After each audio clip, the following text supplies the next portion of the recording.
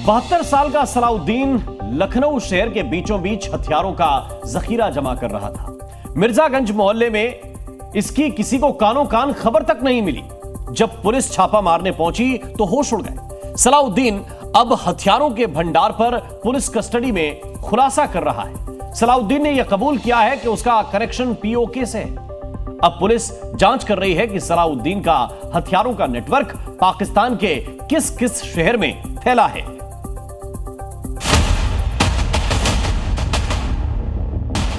रावलपिंडी, मुजफ्फराबाद, मुरीदके, बहावलपुर, लाहौर, कराची, कहां से जुड़े हैं हथियारों के हकीम सलाउद्दीन के तार।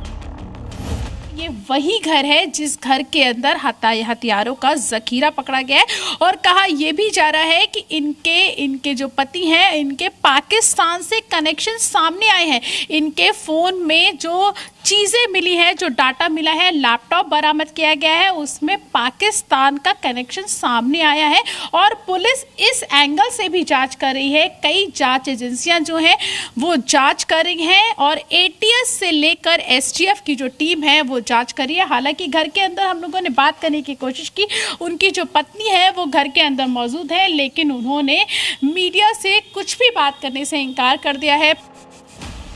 काम दवाइयों का और कारोबार हथियार का।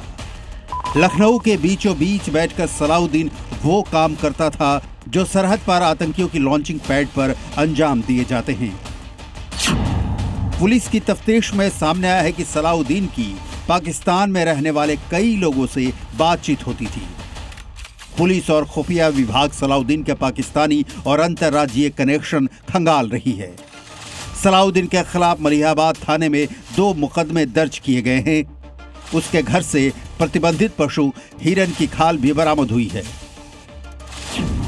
पूछताछ में सलाउद्दीन से पुलिस और खुफिया विभाग को कई अहम जानकारियां मिली हैं।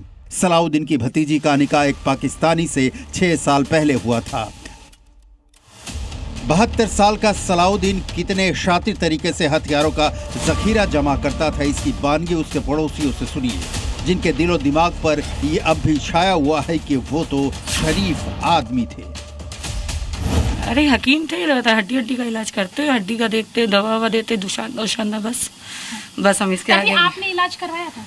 हैं? कभी आप लोगों ने इलाज करवाया? नहीं, अक्सर खांसी जुकाम जकड़न अकड़न की दवा लेने जाते थे, हाथ की हड्डी हड्डी होती थी वो बिठलवा लेते थे कभी, बस इसके ज्यादा कभी। और भी लोग आते थे इलाज? हाँ, अक्सर आते थे इलाज के लिए।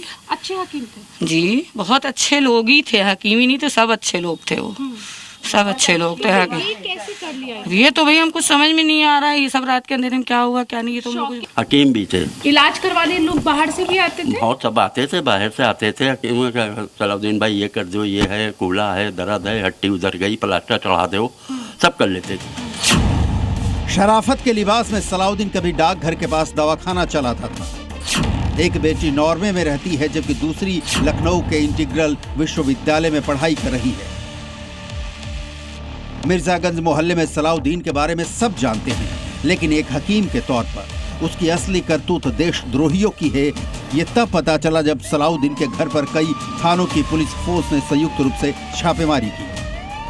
पुलिस को गुप्त सूचना मिली थी कि सलाउद्दीन के घर में अवैध हथियारों का जखीरा है। छापे के दौरान पुलिस को 312 और 315 बोर की सैकड़ों बंदूकें, DBBL राइफल, पिस्टल और भारी मात्रा में कारतूस बरामद हुए।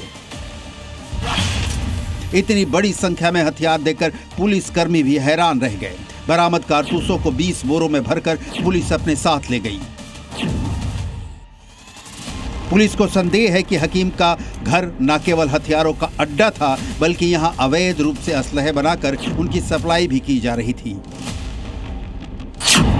पुलिस ये पता लगाने की कोशिश में जुटी है कि सलाउद्दीन के घर ये हथियार कहां से आए।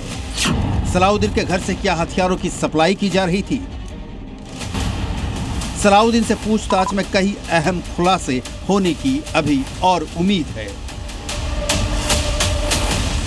प्राप्त जानकारी के अनुसार जो सूचनाएं मिली थी उस पर काम करते हुए सलाउद्दीन उर्फ लाला सनाब शहाबुद्दीन जो मलिहाबाद क्षेत्र का ही है, इस व्यक्ति को हिरासत में लेकर के पूछताछ की जा रही है। अन्य विधिक कार्यवाहियां प्रचलित हैं। घटना के बारे में अन्य जो जानकारियां हैं वो हासिल की जा रही हैं। आशंका है कि सलाउद्दीन के अवैध हथियारों का नेटवर्क काफी बड़ा हो सकता है। पुलिस इस एंगल से भी जांच कर रही है कि कहीं मुहर्रम पर लखनऊ को दहलाने के लिए हथियार जमा तो नहीं किए गए थे, या फिर कावड़ यात्रा को लेकर साजिश रची जा रही हो। हथियारों के हकीम का सच क्या है? पहले वो ये दावा कर रहे थे कि उनके कई रिश्तेदार जो हैं वो पाकिस्तान में रहते हैं और उनसे उनकी बातचीत हुआ करती थी। अब पुलिस इसी एंगल पर आगे जो बातचीत है, आगे जो जांच है वो करी है। एटीएस, एसटीएफ और लोकल सिविल पुलिस जो है वो इस पूरे मामले पर है, हर एंगल से जांच पड़ताल जो है उसने शुरू कर दी है। कैमरामैन समीर कनकी के साथ प्रीति श्रीवास्तव, जी मीडिया, लखनऊ।